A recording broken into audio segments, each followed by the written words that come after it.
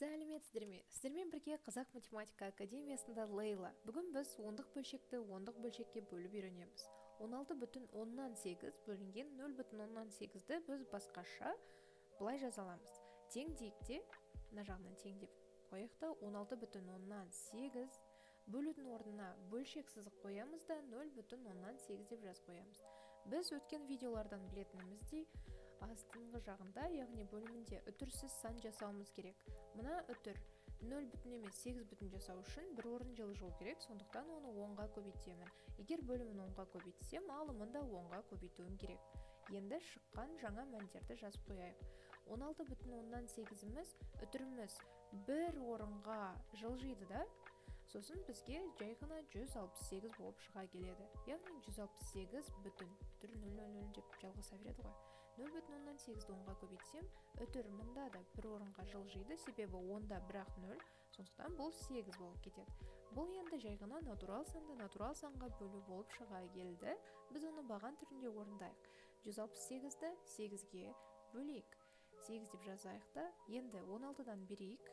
16-ны 8-ге бөлсем 2-ден болады. 2-ні 8-ге көбейтсем 16. Екеуін азайтуым керек. Екеуін азайтқанда 0 болады. 0 жетпейді. Сондықтан мен мұна тұрған 8-ді астыға түсіруім керек.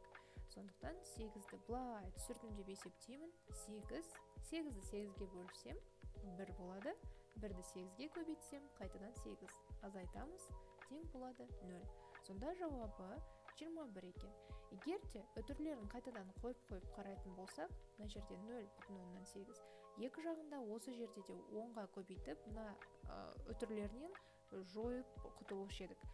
Сондықтан қайтадан да 21 шығушы еді. Енді жүздіктерге келейік. Жүздіктер дегеніміз үтірден кейін 2 сан тұр, сондықтан ол жүздік үлес болып саналады. 86 бүтін 100-ден 10 бөлінген 0 бүтін 100-ден 41.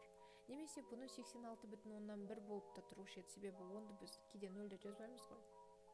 Сонда, мұна оң жағында тұрған сан, ол бөлімі болып саналады. Оның үтірін біз жойып жүруіміз үшін 2 сан аттауымыз керек. 2 сан аттау үшін 2 0 бар 100-ге, яғни көбейту керек. Сонда бір жағын 100-ге көбейтсек, екінші жағында 100-ге көбейтуіміз керек. Сонда жаңа сандар шығады. 8610 бөлінген жай ғана 41. Бұны кәдімгі бөлу ретінде мына жерге жазып қояйық, ұмыт қалмау үшін. 86 бүтін 100-ден 10 бөлінген 0 бүтін 100-ден 41, ол 8610 бөлінген жай ғана 41-ге тең екен. Сосын енді кәдімгі баған бойынша орындайық жауабын табу үшін. 86-дан берейік те, 86-ның ішінде 41 неше рет бар? 2 реттен берейік, себебі 2-ні 41-ге көбейтсем, 2 жерде 1-ім 2, 2 жерде 4-ім 8. Екеуін азайтамын, 6-дан 2-ні азайтсам 4 болады, 8-ден 8 азайтсам 0. 4 жетпейді 41-ге, сондықтан біз 1-ді түсіреміз.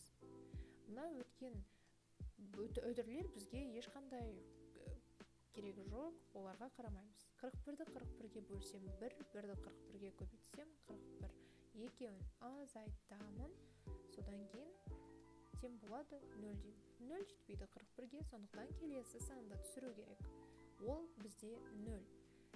Енді амал жоқ, 0-ді 41-ге бөлеміз. 0-ді 41-ге көбейтсек, қайтадан 0 азайтамыз, тең болады 0. Жауабы сонда 210 болады екен.